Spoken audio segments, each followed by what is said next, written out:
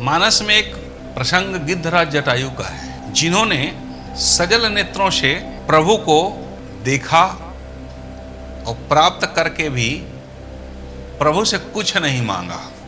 वनवास का प्रसंग है, सीता जी का हरण हो चुका है, रावण आकाश मार्ग से जगत जानकी मां सीता को आकाश मार्ग में अपने रथ में बिठा करके ले जा रहे हैं और हा राम हा लक्ष्मण विलाप करते हुए मां जगत जननी जानकी जा रही हैं आकाश मार्ग से। रावण जब ले जा रहा है तो पक्षियों के राजा गरुड़ ने, गिद्धराज जटायु ने जैसे ही कान में उसे आवाज सुनाई दी, गिद्धराज जटायु ने जब ये सुना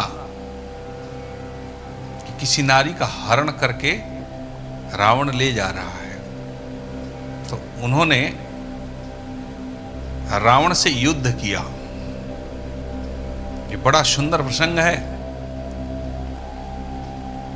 रावण को छत बिछत कर दिया और उसके पुष्पक विमान में ही गिद्धराज जटायु से और रावण का युद्ध हुआ। जब किसी भी अवस्था में देख लिया रावण ने कि अब गिद्धराज जटायु को पार पाना मुश्किल है, तो उसने उनके पंख को काट दिया और तब वो मूर्छित होकर के पृथ्वी पर गिर पड़े। लेकिन जब तक उन्हें था, क्योंकि महाराज दशरथ गिद्धराज जटायु उन्हें अपना मित्र मानते थे और रघुवंश की वधू को एक असुर हरण करके ले जा रहा है, ऐसा उन्हें बर्दाश्त नहीं हुआ। कितना सुंदर भाव है। भारत की भूमि में भारत का पक्षी भी भारतीय नारी का अपमान सहन नहीं कर सकता है। यह गिद्धराज जटायु से सीख लेनी है।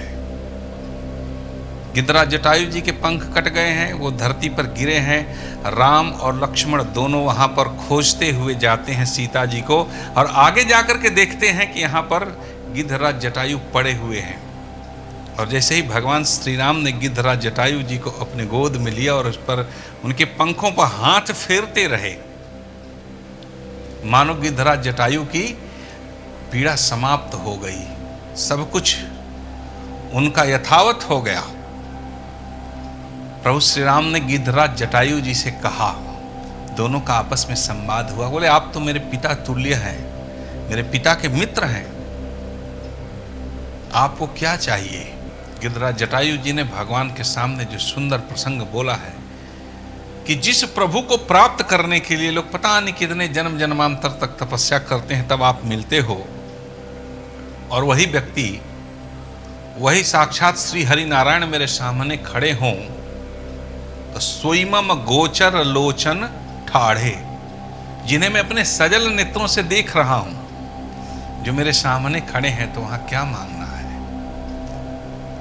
ऐसा चरित्र जो है गिद्धराज जटायु भारत के उस पक्षीराज का था जो मांसाहार ग्रहण करने वाला है। निरामिष, आमिष और निरामिष दो शब्द प्रयोग होते हैं।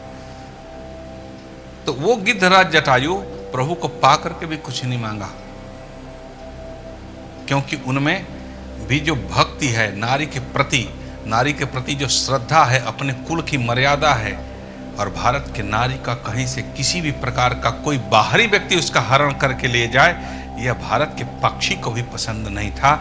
ऐसे भारत की भूमि में अगर आधुनिक परिवेश में और आजकल घर में नारियां, बाहर में नारियां, या कोई माँ बहन बेटी को सम्मान नहीं दे सकता है, अगर उनके चरित्र को तार तार करता है, तो वह आतताई होगा और एक न एक दिन उसे किसी न किसी रूप में भगवान राम के द्वारा दंड मिलेगा।